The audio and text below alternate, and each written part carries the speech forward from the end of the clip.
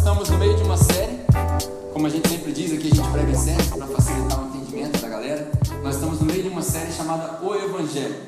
Talvez as pessoas pensem que isso é irrelevante, né, nos dias de hoje, mas nós estamos tratando nesse mês festivo, Dia das Crianças, feriado, nós estamos tratando do Evangelho. Nós tivemos a primeira mensagem semana passada. Se você não pôde estar aqui, está tudo no YouTube, só você entrar lá no capelachurch.com, e lá no capelachurch.com tem um canal do YouTube, você pode assistir lá e tem todas as mensagens. Nós tivemos na mensagem passada o Evangelho para Deus. O Evangelho para Deus, para você fazer uma recapitulação breve, né? A gente falou sobre a perspectiva do Evangelho para Deus, essa história do Evangelho. O que é o Evangelho para Deus? Falamos que o Evangelho para Deus é um processo de reconciliação. Se você estava aqui semana passada, você vai lembrar, mas é um processo de reconciliação, de trazer de volta a ordem daquilo que foi perdido. Nós perdemos a ordem quando o pecado entrou no mundo, tudo virou um caos, e aí Deus trouxe de volta a ordem das coisas. Isso é reconciliar. Foi o tema da mensagem de domingo passado, e esse domingo nós temos a segunda mensagem que nós chamamos de o Evangelho para nós. A primeira foi o Evangelho para Deus, hoje nós vamos falar do Evangelho para nós. O que é o Evangelho para nós? Se você gosta de anotar, eu vou começar diferente. Ao invés de contar uma história, eu vou começar afirmando que o Evangelho para nós é um processo também de redenção. Além de ser um processo de reconciliação para Deus, ele é para nós um processo de redenção. Você vai ver ao longo da série que ele é vários processos. Mas o que é redenção? Talvez você esteja se perguntando, talvez seja, a gente vai passando aqui, talvez seja uma palavra nova para você. O que é redenção? Eu anotei aqui uma definição, eu gosto muito de definições. A definição de redenção é a seguinte: recuperar a posse de algo ou alguém através de um pagamento e ou eliminação de um débito. Processo de recuperar a posse de algo ou alguém através do pagamento ou da eliminação de um débito. Só aqui eu já podia pregar a mensagem inteira, não precisava falar mais nada. Só aqui eu tenho material para pregar uma mensagem inteirinha para falar para você. Brevemente, para você entender, nessa definição, quando diz recuperar, a gente só recupera aquilo que foi perdido. Então aqui a gente vê que no processo que Deus, na jornada que Deus permite que a gente passe, que a gente chama de Evangelho, esse processo de redenção, ele recupera aquilo que foi perdido. Na última mensagem a gente falou sobre Gênesis capítulo 2, na queda do homem, que o homem deixou o pecado entrar no mundo, virou um caos, e nesse caos Deus começou um processo de reconciliar, de reordenar. Então ele recupera aquilo que foi perdido. Nesse processo, lá em Gênesis, nós não perdemos. Muita gente tem algumas passagens da Bíblia fortes, né, quando Jesus chama as pessoas de filho do diabo, ou João Batista fala, vocês são raça de víboras. E isso não quer dizer que nós somos filhos exatamente do diabo, não é uma metáfora, é uma hipérbole. Mas Jesus está usando esse exemplo para demonstrar para nós que nós não perdemos a nossa origem, mas a gente acabou perdendo essa paternidade, porque a gente já nasce com esse instinto quebrado, esse instinto destruído, como a gente discutiu também na última mensagem. Por quê? Porque o diabo não comprou nada, o diabo não tinha dinheiro para comprar nada, o diabo não comprou a sua vida, não comprou a sua alma, não existe trabalho nenhum que funcione na vida do crente, que a pessoa faz trabalho para comprar você, não tem nada disso. Mas o diabo, como ele é um ladrão, ele roubou essa intimidade que a gente tinha com Deus quando o pecado entrou no mundo. E essa linguagem inteira de redenção, essa palavra, esse jeito que a gente fala das coisas da Bíblia, ela existe por causa do contexto que a Bíblia foi escrita, por causa do contexto que foi escrito essas passagens. Aqui, por exemplo, nessa palavra redenção, ela foi escrita por causa do contexto de escravidão. Escravidão, na época que a Bíblia foi escrita, era uma escravidão diferente da escravidão que você talvez conheça, talvez entenda por escravidão. Nós temos uma história recente da abolição da escravatura, enfim, mas era uma escravidão diferente. Para quem já faz parte da igreja, ou já frequenta a igreja há algum tempo, talvez você já tenha ouvido uma história que o pessoal chama da história do escravo da orelha furada. Alguém já ouviu essa história aqui? Quem já ouviu? Levanta a mão, por favor, só para eu saber. De repente tem gente que não ouviu. Beleza, metade das pessoas não ouviu. Então vou explicar uma história para vocês. Curiosidade. É porque às vezes a gente prega a mensagem e fala assim, pô, não entendi nada. Pelo menos vai sair com uma curiosidade bíblica, certo? Antigamente, quando as pessoas se encontravam numa situação de escravidão, tinha alguns motivos que ela podia entrar numa situação de escravidão. Uma delas é que veio um povo mais poderoso, tomou conta do lugar e fez todo mundo escravo. Acontecia isso. Na novela que passa na Record, você acompanha a escravidão. José do Egito, você vê lá o pessoal escravo, certo? Então, essa é uma condição. Outra condição é quando alguém comprava e não conseguia pagar. Você comprava um negócio e não conseguia pagar, você adquiria um débito, você oferecia trabalhar de graça por um período de tempo. Hoje acontece da mesma maneira, só que o senhor do engenho, né, não se chama mais senhor do engenho, chama cartão de crédito. Você compra e não consegue pagar, você fica escravo. Aí você fica, tempos e tempos trabalhando de graça. Por quê? Você trabalha o mês inteiro, recebe e vai para onde? Dinheiro? Pagar a conta. Captou? Era assim que funcionava. Então o cara falava, não tem cartão de crédito, comprei e não paguei, vou oferecer os meus serviços. Aí nessa de oferecer os serviços, muita gente conta essa história do escravo da orelha furada de maneira errada. Por quê? As pessoas acham que isso é para ilustrar a obediência e por aí vai. Você vai entender o que eu estou falando agora. Quando ele oferecia esse serviço, ele trabalhava durante 7 anos. E de 7 em 7 anos, o patrão tinha que liberar o cara. Acabou o crédito, acabou o débito, né? Que bom seria se tivesse hoje, né? Deu 7 anos, caducou meu dinheiro, não deu mais nada. Trabalhei, não deu mais nada. Mas era assim antigamente. Então, quando dava 7 anos, o patrão virava para o escravo e falava, você está livre. Aí se você olhar na sua Bíblia, lá em Êxodo, capítulo 21, você não precisa abrir agora, porque tem uma história grande lá. Mas no capítulo 21 fala das leis a respeito da escravidão. E quando o Senhor falava para o escravo, você está livre, pode ir embora, 7 anos, já pagou sua dívida? Se o escravo tivesse casado no meio tempo, 7 anos é um tempão, né? Não tinha televisão naquela época, não tinha futebol, não tinha nada disso, o cara tinha que fazer alguma coisa. Aí ele foi lá e casou. Quando ele casou, o Senhor falava para ele, você está livre, mas a sua esposa e seus filhos vão ficar. Aí o que você acha que o cara ia falar? Falar, aí não, vou sair, eu vou fazer o quê?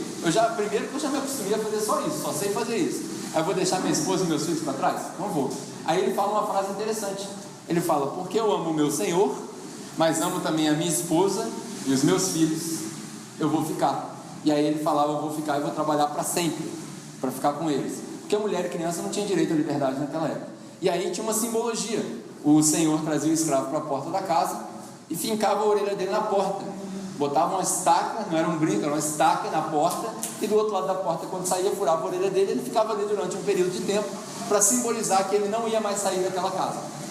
O que essa história conta? Essa história não conta nada do escravo, e nem de você obedecer alguém na igreja, obedecer seus pastores, não tem nada a ver com isso. A história fala de Jesus, porque Jesus, ele tinha toda a liberdade possível, ele era com Deus lá no céu, e aí ele abriu mão da liberdade dele, e basicamente, como diz Charles Spurgeon, ele fala o seguinte, porque eu amo o meu Senhor, Deus, e amo também a minha esposa, a igreja, e amo também os meus filhos, os membros da igreja, eu vou abrir mão da minha liberdade, para ficar com eles, e aí ele se prega na cruz, eternamente, para garantir a minha e a sua liberdade. Entendeu como é que funciona? Essa é a história do contexto. Por que eu contei essa história toda, essa curiosidade toda? Para você entender que nesse processo de redenção, um pagamento foi feito. Alguém abriu mão da liberdade dele, alguém abriu mão de tudo que ele tinha, por você e por mim. É importante que você entenda isso. Porque nós lá fora, quando você fala, segunda-feira essa mensagem serviu para mim para quê? Você precisa ter plena consciência de que você não fez nada para herdar a sua liberdade, você não fez nada para herdar a sua salvação, mas foi o sacrifício que Jesus fez na cruz, que ele se pregou lá, garante para você essa liberdade. Amém? Um pagamento foi feito com sangue. Na mesma ilustração que saía sangue da orelha, Jesus se pregou na cruz e pagou, e aí ele eliminou o seu débito. Você está livre. Porque como diz a palavra, aquele que o Filho libertar, verdadeiramente será livre. Então você está livre. É isso aí. Captou? Essa é a ilustração. Aí, como eu sempre brinco, né? Essa é a hora que a igreja fala, aleluia, glória a Deus. Essa é a hora de a gente se empolgar. Mas a gente vai chegar lá. Daqui a pouco a gente vai chegar lá. Enfim, abra comigo aí Colossenses, no capítulo 1. Se você não tiver a sua Bíblia contigo, vai estar aqui na tela também. Colossenses capítulo 1, versículo 13 e 14. Na primeira mensagem eu contei uma história para ilustrar um ponto. Hoje eu vou começar com um versículo bíblico. Colossenses capítulo 1, versículo 13 e 14. É baseado nisso aqui que nós vamos falar sobre redenção. Olha o que diz ali. Pois ele nos resgatou do domínio das trevas e nos transportou para o reino do seu Filho, em quem temos a redenção. O que é redenção? Perdão dos nossos pecados. Olha como é que é simples. Às vezes a gente complica a vida, né? Tão simples. Ele tirou a gente do domínio das trevas, como nós já vimos na mensagem passada, nos levou para o reino do seu Filho, e aí no Filho dele nós temos a redenção, que é perdão dos pecados. Simples, né? Tão simples. Enfim, esse é o versículo. Para Deus, o Evangelho é um processo de reconciliação. Lembra que a gente falou semana passada? Para Deus é um processo de reconciliação. Para nós, o Evangelho é um processo de redenção. Para Deus, ele é um processo de reconciliação. Para nós, ele é um processo de redenção. Porque eu e você, nós éramos escravos. Escravos de quem? Baseado no último versículo, nós éramos escravos de quê? Do pecado. Nós éramos escravos do pecado. As nossas escolhas eram todas baseadas no pecado. É o exemplo do cartão de crédito. Nós tínhamos gasto uma quantia que nós não conseguíamos pagar.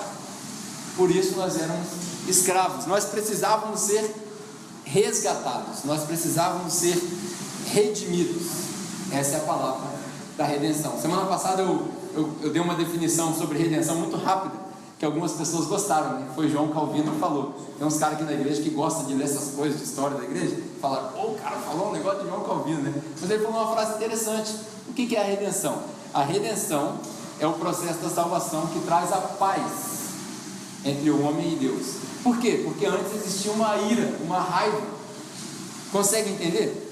Antes Deus podia olhar para o homem, como a gente discutiu na mensagem passada, e ele olhava para o homem como que se o homem estivesse sujo por causa do pecado. Mas por causa da reconciliação que Deus propôs, agora ele olha para nós como ele olhava para Adão, puro, simples, ali com ele, na presença dele, sem vergonha, sem medo. Então, nessa passagem, Calvino fala, a redenção é o processo que traz paz entre o homem e Deus, que resulta na expiação dos pecados, ou seja, acabou com o pecado. Por isso na mensagem passada a gente citou a frase que o nosso amigo JB fala a respeito do nosso amigo JC. Lembra da brincadeira? JB, João Batista, fala a respeito de JC, Jesus Cristo, e ele fala, eis o Cordeiro de Deus que tira o pecado do mundo. Ou seja, ele não lida mais com as consequências do pecado, ele tira o pecado do mundo. E aí, porque ele tirou o pecado do mundo, a constituição está pronta, ou seja, a expiação dos pecados, e a ira que Deus tinha já não existe mais, porque foi despejada nele. Ou seja, uma verdade absoluta para você aprender: Deus não tem raiva de você. Você consegue entender isso? A gente vive numa sociedade que as pessoas acham que Deus é um Deus tirano, que Deus tem raiva de você, que Deus está irado. Deus não tem raiva de você. Deus não está irado contigo. Na verdade, Ele é o contrário. Ele é paciente, esperando que eu e você entendamos a reconciliação e entendamos isso que Ele fez por nós para alcançar essa redenção. Ele é paciente, Ele está te esperando de braços abertos. Captou? Amém. Agora já ouvi um amém, né? Daqui a pouco sai mais um glória a Deus, um aleluia. Vamos lá. Bom, se tem reconciliação, se a reconciliação já foi feita, na semana passada a gente aprendeu que foi feita pela graça. Nada que eu faço ou deixo de fazer vai fazer Deus me amar mais ou menos, porque não está no poder da minha mão. Então, baseado nisso, se a reconciliação já está garantida, para que falar de redenção então? Se a reconciliação já foi feita, para que falar de redenção? Desse processo que eu preciso ser redimido, me arrepender dos meus pecados. Essa é a linguagem teológica que a gente usa. O que Pedro fala quando as pessoas perguntam para ele: o que a gente tem que fazer para herdar o reino dos céus? Você sabe essa de cor. Pedro fala para eles: arrependei-vos e trazei frutos de arrependimento. Para que precisa arrepender então? Aí vem uma frase interessante. A frase é a seguinte: para garantir a reconciliação, Jesus teve que ser a nossa redenção. Grava isso. Para garantir a reconciliação que Deus propôs, Jesus teve que ser a nossa redenção. Porque antigamente existia um sistema sacrificial, existia um monte de coisa para ser feita para pagar pelos pecados. Então, para garantir que aquilo que Deus falou o seguinte: vamos voltar para a estaca zero, vamos voltar para o estado original, vamos reconciliar. Quando Deus fala vamos reconciliar, Jesus lá de cima provavelmente ouviu, se você quiser ler Colossenses a partir do versículo 15, ou Filipenses capítulo 2, quando você chegar em casa, você vai entender esse processo. É como se Jesus estivesse lá em cima com o Pai e fala: opa, você falou reconciliação, mas para fechar isso aí precisa de uma ponte. Quem vai ser essa ponte? Imagina Deus olhando para ele assim: mas eu estou aqui tranquilo, né? Como se naquela época tivesse funk, Jesus ia falar: pô, estou tranquilo, estou favorável aqui, cara. O que eu vou fazer lá? Não, vai ter que rolar uma ponte. Aí Jesus fala assim: beleza, então. Como é que ele fala? Ele se esvazia dele mesmo. Vai em Filipenses 2. Ele sai da essência dele e vem para cá para baixo, para viver como nós, para ser tentado e não pecar, para se entregar por nós, para que nós pudéssemos ligar com Deus. Religar. A palavra religião significa religar. A nossa religião é uma religião de religamento, de reconciliação. Então, para a reconciliação ser garantida, Jesus teve que ser a nossa redenção.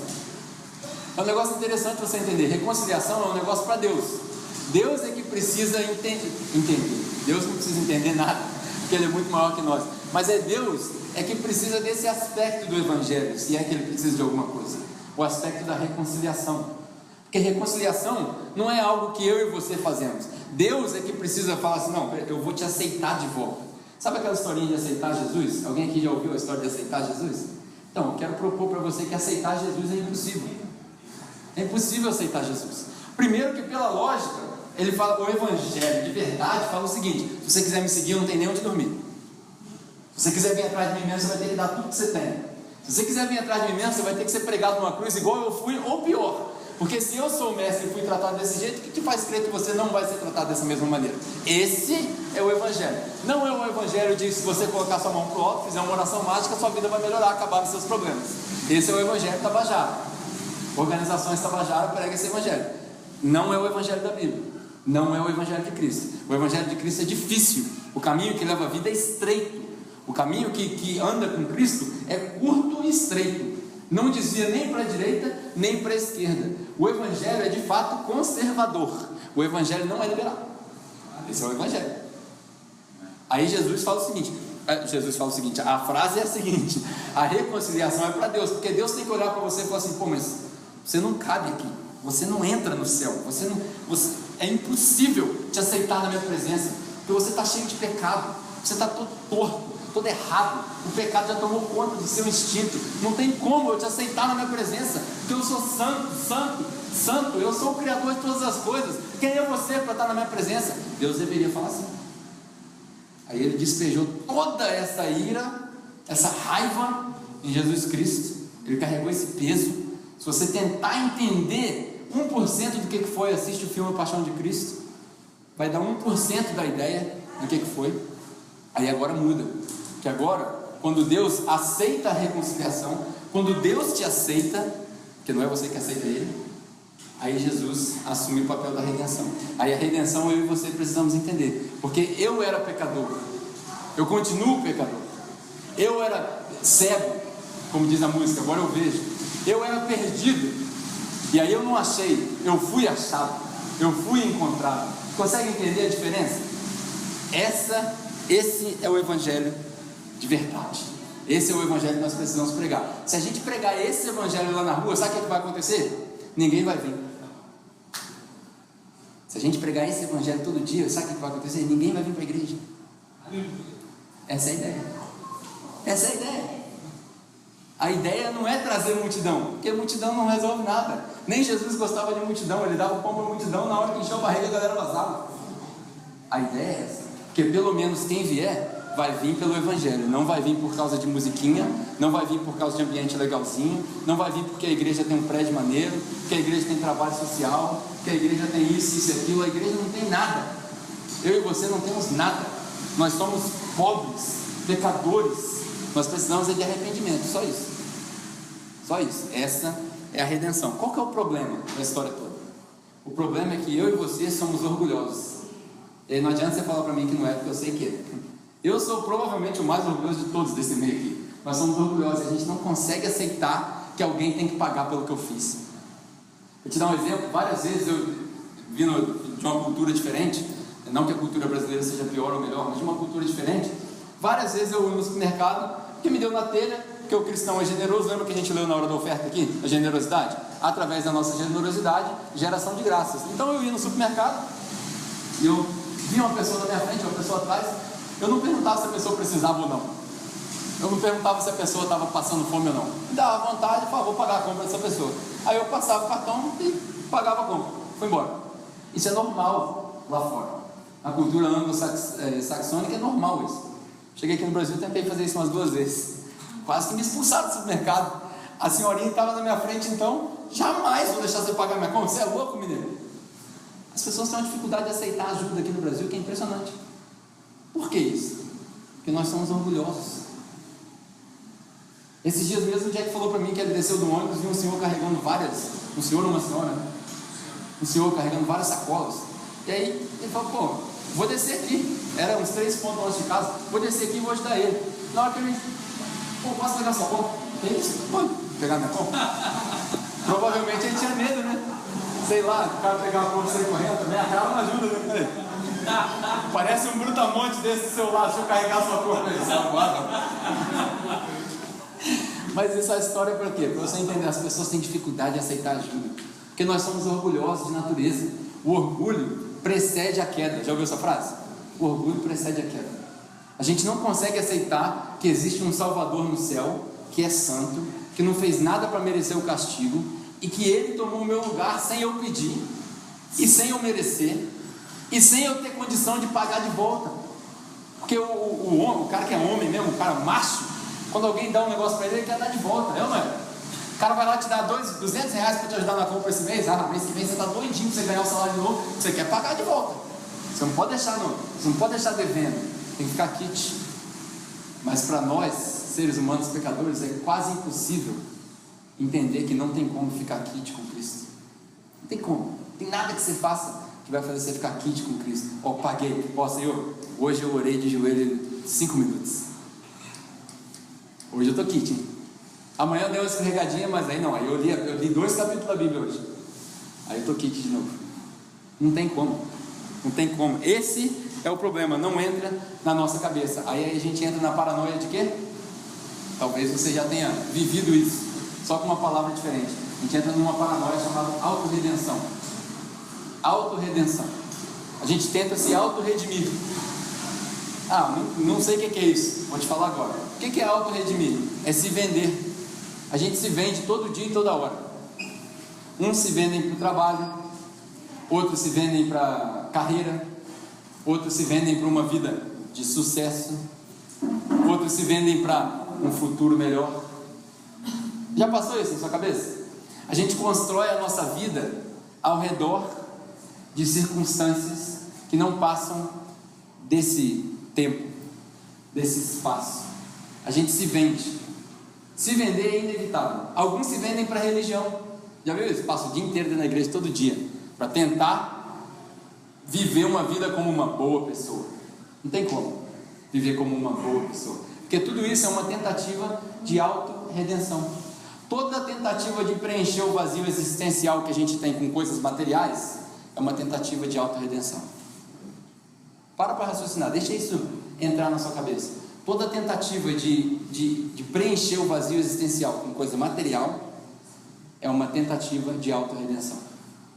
Isso é extremamente problemático. Por quê? Nós todos nos vendemos para alguém ou para algo por alguma quantia num ponto da nossa vida. Todo mundo aqui vai se vender. Você não tem como fugir disso. Você só tem como escolher para quem você se vende. Uma hora vai aparecer uma oferta que vai te comprar. Todo mundo tem um preço, já ouviu essa frase? Todo mundo tem um preço. Uns é o trabalho, outros é a religião, outros é a família.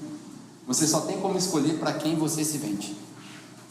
E aí para a gente fechar, eu quero passar um videozinho aqui que eu escolhi para passar para vocês. É um vídeo curto, 2 minutos, e esse vídeo vai te dar tenha paciência, porque talvez o vídeo não funcione, mas esse vídeo vai te dar uma ideia do que é você se vender. Para quem você vai se vender? Pense nisso, nessa ideia, assista esse vídeo e pense, para quem você está se vendendo?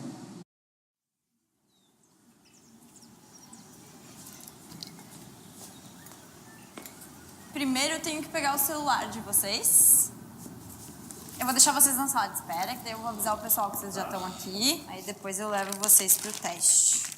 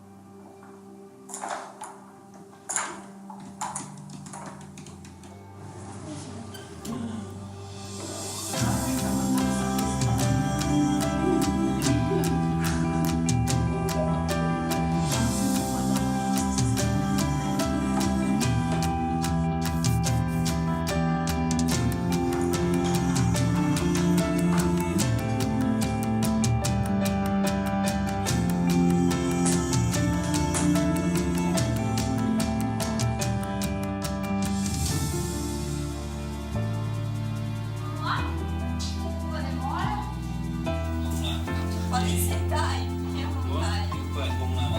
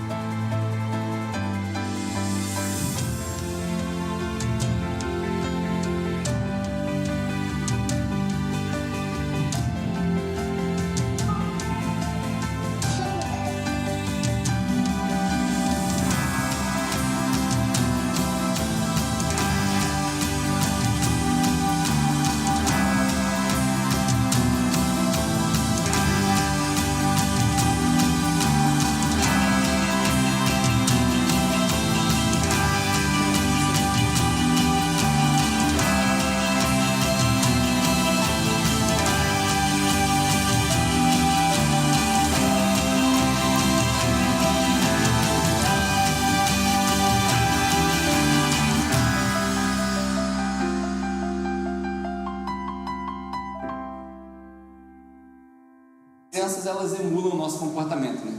Ela aprende mais com o seu comportamento do que com a sua palavra. E de vez em quando a Bianca olha para mim, né, eu falo inglês só com ela, que ela nasceu em outro país, e ela já acostumou já, porque eu falo isso para ela toda hora, todo dia. Ela vira para mim e fala assim: Daddy, eu olho para ela, love you. Só assim, quer dizer, te amo. Né?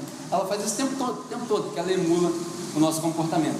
E quando eu vi esse vídeo aí, eu lembrei que a Bianca faz isso direto. Quantos de nós não estamos aqui, ó, o tempo todo, em casa, a gente chega do trabalho, porque a gente se vendeu para o trabalho, porque a gente passa 12 horas no trabalho todo dia, e entrega para a nossa família só o pior da gente. Aí quando chega em casa, com o resto que a gente tem, a gente ainda fica dividindo a nossa atenção no telefone. Tá pisando no calo, né? Mas é assim.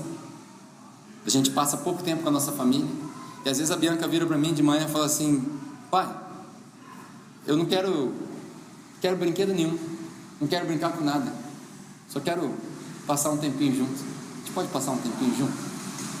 Imagina como que isso dói no coração, saber que ela te pergunta se você pode passar um tempinho junto quando você está aqui, ó. Às vezes ela pega a mesinha dela para fazer chá de mentirinha para mim, aí ela fala assim: pai, senta na mesa. Aí eu sento na mesa para ela servir o chá. Só que ela fala o seguinte: ela pega o meu telefone e fala assim, ó, no phones. Porque as crianças já aprenderam que a gente divide a atenção. Aí minha proposta para você é o seguinte: se com a nossa família a gente já passa tão pouco tempo, quanto tempo a gente passa com aquele que comprou a nossa redenção? Quanto tempo a gente passa dedicando àquele que comprou a nossa liberdade? Quanto tempo a gente passa entendendo, mastigando, agradecendo por essa reconciliação que ele proporcionou sem a gente pagar nada? A gente se vende por tão pouco, né? A gente se vende por tão pouco. E a gente esquece essa frase que ele falou ali: o melhor presente para um filho é estar junto do pai. Quanto tempo tem que você estar longe do pai? Quanto tempo tem que você não passa de joelho na presença do pai? Quanto tempo tem que você não consegue reconhecer a presença dele? Porque você está tão ocupado, tão ocupada com os afazeres do dia a dia, com o trabalho, com a carreira, com o seu futuro, Que futuro? Sua aposentadoria com 60, 65? Minha proposta para você é a seguinte: e o futuro que vem depois? E a eternidade? Quanto tempo você está passando na presença do seu Pai? O melhor presente Ele já comprou, Ele já pagou, é estar junto. A reconciliação que Ele proporcionou garante esse estar junto. A redenção garante a gente ser junto. Quão bom seria se a gente saísse daqui hoje sem manipulação nenhuma, sem querer tocar no seu coração, mas eu não consigo tratar disso sem tratar das emoções que a gente tem. Quão bom seria se a gente saísse daqui totalmente convencidos e convictos que Ele me ama, que Ele comprou a minha redenção, que eu posso passar tempo na presença dEle, por mais pecador que eu seja, por mais errado que eu esteja. Quão bom seria se eu soubesse de fato que Ele me ama de tal maneira que nada que eu faça possa acabar com essa vida. Pensa nisso por um tempo, antes da gente orar. Quero te convidar, pensa nisso. Quão bom seria se você soubesse como Ele te ama. Você já sabe? Amém, glória a Deus por isso. Você não sabe? Hoje eu quero te propor isso. Ele te ama, Ele não está com raiva de você, Ele quer que você esteja junto com Ele. Ah, mas eu não gosto desse negócio de crente, de religião, de igreja. Não é nada disso que eu estou falando. Estou falando de um relacionamento vivo. Da mesma maneira que você se relaciona com a pessoa que está aí do seu lado, que você se relaciona com seu pai e com sua mãe, Ele também se relaciona contigo. Ele já comprou sua reconciliação. Você não precisa fazer nada, você não precisa pagar nada, você só precisa estar com Ele. É tão simples como dizer: Pai, estou aqui. Como essa música que a gente cantou, né? Que a gente se rende. Eu me rendo. Eu quero estar na sua presença. Eu quero. Se você quiser, aonde há vontade, as coisas acontecem. Se você quiser, Ele também quer. Sabe aquela brincadeirinha da época que a gente era criança, da dança da vassoura, do hi-fi, de entregar a balinha com um nó de house? Alguém aqui viveu isso? De entregar a balinha, o papelzinho de house? Então, é como se você estivesse na festa. Ele está te esperando, Ele te escolheu e você escolheu Ele. Agora é a hora. Aí Ele chegou com um papelzinho e te entregou. Você quer? Ele falou para você. Se você falar eu quero, vocês vão estar juntos. É assim que funciona. Amém? Vamos orar para a gente encerrar? Antes da gente ir embora, normalmente eu não faço isso aqui, não é nosso costume, porque eu já falei várias vezes que não tem como a gente aceitar Jesus. É Ele quem nos aceita. Mas às vezes as pessoas precisam de uma certa oportunidade, as pessoas precisam de uma ajuda, porque tem medo, tem timidez, ou tem, não sei, receio de se chegar perto de um Deus tão grande, tão santo, tão maravilhoso. Mas eu não gosto de expor ninguém, eu acho que isso é errado. Eu acho que a gente não precisa expor ninguém, porque Deus vai além disso. Então eu quero te dar essa oportunidade. Talvez você esteja afastado de Deus, talvez você não conheça esse Deus, talvez tudo isso para você é novo, talvez esse caminhar com Cristo seja algo alienígena, talvez você não sabe o que é isso. Não vou pedir para você levantar sua mão, não vou pedir para você vir aqui na frente, nada disso, mas eu quero te dar essa oportunidade de se fazer essa pergunta: será que eu conheço a Cristo mesmo? Será que eu conheço esse Deus? Será que eu entendi essa minha salvação que Ele fez por mim? Pergunte-se aí no seu lugar. E se você se enquadra nessa categoria, você não precisa fazer uma oração mágica, você não precisa levantar sua mão, mas você precisa sim andar no caminho estreito que Ele te mostra. Você precisa sim se arrepender dos seus caminhos, se arrepender daquilo que você tem certeza no seu íntimo que estava errado, e aos poucos ir mudando, porque ninguém muda da água para o vinho da noite para o dia.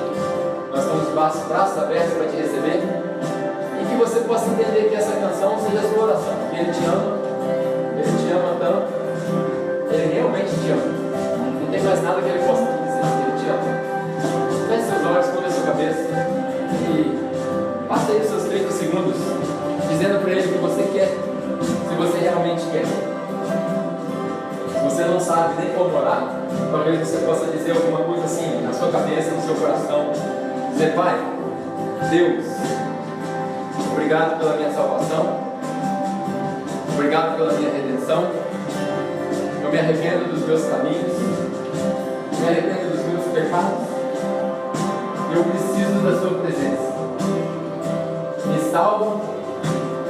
me cura, me liberta e anda comigo todos os dias da minha vida. Eu oro no nome do seu Filho, Jesus Cristo. Amém. E amém. Tem essa oração contigo. Talvez você refez essa oração pela quinta vez, sexta vez. Eu lembro que eu aceitei Jesus umas 20 vezes antes de entender o que isso significava. E que você possa sair daqui hoje com essa certeza que Ele te ama, Ele te adora, Ele é apaixonado por você e Ele quer a sua presença também. Amém? Semana que vem a gente tem mais. Semana que vem nós vamos falar do Evangelho para Ele. Já falamos do Evangelho para Deus, do Evangelho para nós. Agora nós vamos falar do Evangelho para aquele que está lá fora, aquele que não conhece. Eu acredito que isso vai te dar as ferramentas para você compartilhar o Evangelho também com eles. Para você que está nos visitando, tem um lounge lá atrás, um cafezinho, um suquinho preparado para você. Não vai embora sem tomar um cafezinho. É a nossa honra de receber. É só caminhar lá para trás, a galera está te esperando lá. E para quem tem filhos, se você quiser buscá-los lá no campo e depois